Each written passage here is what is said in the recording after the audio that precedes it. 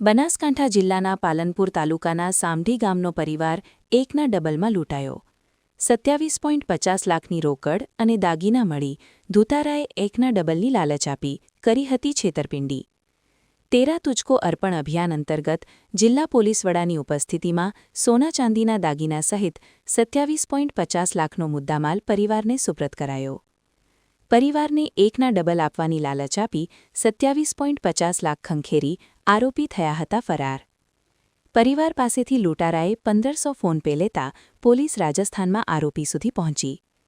ભોગ બનનાર બે લોકોએ દવા પીને આત્મહત્યા કરવાનો પ્રયાસ કરાતા રૂરલ પોલીસને જાણ થતાં પોલીસ દ્વારા પરિવારને હોસ્પિટલ ખસેડ્યો હતો. હોસ્પિટલમાં સારવાર લીધા બાદ પોલીસ મથકે પરિવારે લેખિતમાં કરી હતી રજૂઆત.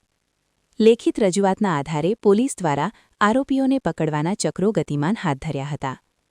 જિલ્લા પોલીસ વડાએ રૂરલ પોલીસ મથકે પ્રેસ કોન્ફરન્સ યોજી લોકોને કરાઈ અપીલ.